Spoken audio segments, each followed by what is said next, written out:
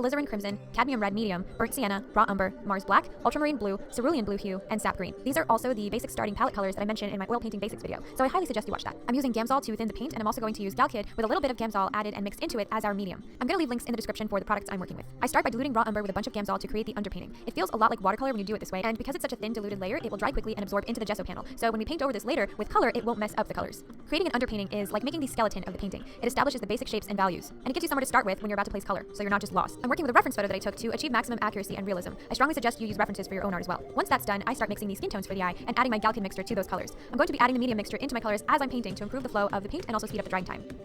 The colors I'm mixing are the shades of the highlights and shadows on the skin. So I'm using titanium white with some yellow ochre. I'm leaving some of that color on the brush and then bringing some burnt sienna for the mid-tone and some cadmium red and raw umber with alizarin crimson for the darker shadows of the eye. I'm adding titanium white for a much lighter skin highlight. The camera died at the start, I do apologize for that, but you can pretty much see what colors are where. The far left color is on the lighter part of the lid, and the warm shadow tone to the right of the palette is on the shadowy parts of the eye. And basically I just bring in these colors where I see fit. When you're working with a reference photo, it's easy to just zoom in and be able to tell which colors are where. There's a bit more of a pink to the inner and outer corners of the eye, so I brought in some alizarin crimson with a teeny bit of cadmium red for that, and a bit of burnt sienna. For the lower lash line, I used the lightest skin tone I mixed, and I basically just painted that line underneath the cornea. Speaking of the cornea, a common mistake people make when learning how to paint eyes is they paint the cornea, the whites of the eyes, with just plain white. This is fine if you're trying to paint a cartoon character or a scary robot, but this is not the aesthetic we're going for here. So if you observe your eye in the mirror, you'll see that the cornea is not exactly pure white. It's got veins and shadows. These tones can have reds, yellows, grays, blues, purples, greens, whatever. It really depends on the lighting and the eye itself. So for the left part of the eye, which is more shadowy than the right, the color I'm mixing is titanium white with a skin tone mix I created earlier of alizarin crimson and burnt sienna. Then I add sap green and cerulean blue hue, and I just play with that tone until it looks like what I need it to. For the left part of the white in the eye, which is on the side of the light source, so it'll be a bit lighter, I'm adding titanium white, cerulean blue hue, ultramarine blue, and some Galkyd, and then paint the other side. I also gently blend that cornea color with the colors I placed in the corner of the eye. And to create the deeper fold in the eyelid, I mixed Mars black with burnt sienna and alizarin crimson. Then, taking that same color I just created, I added some cadmium red, and this is the crease fading out to the less shadowy parts of the eye, heading closer to the light source, which illuminates the skin from the side and gives it a red tone. Next, it's time to paint the iris, and I'm mixing a few colors here. Cerulean blue hue, titanium white, sap green. Then I mix Mars black with sap green and ultramarine blue. This darker color will be for the upper shadowy parts of the eye and the outer ring, which has a bit more green in it. So I take that same color, add in some sap green, cerulean blue hue, and I use that same color again, but this time I'm adding some yellow ochre, Hansa yellow light, and burnt sienna for the parts that's closest to the pupil, which is going to have some more warm colors in them. And then I begin gradually filling in the iris with the colors I created.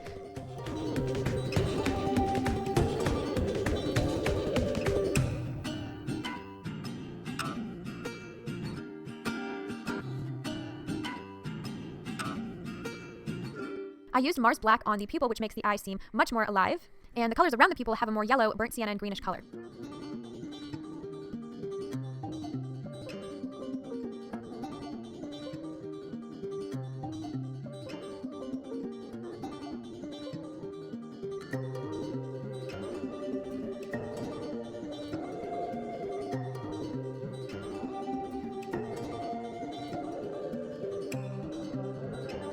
Another thing people forget is to blend the limbal ring with the cornea. Very rarely is it just a sharp circle. Actually, it's never just a sharp circle unless you're wearing really cheap, bad quality contact lenses. And of course, that's going to make us look like a creepy doll or a scary robot. So in order to make it look natural, you have to fade that limbal ring into the cornea ever so slightly. So I added some of that cornea mixture I created later. That is such a weird thing to say, cornea mixture, with the iris colors I created with the bluish green, and then very gently dabbed it over with a dry brush. I also blended the burnt sienna, alizarin crimson color I used in the upper lash line with the dry brush to just give it a little bit more of a soft appearance. And I gradually just continue working out the details of the iris and skin tones as I see fit, building up the shadows of the eye and highlights. The key to making things realistic is noticing the soft and subtle gradients in the transitions of different colors, such as the red underneath the shadows of the crease of the eye and the soft grayish, bluish green fading into the cornea. The further you go into a painting, the more you can see what else needs to be added.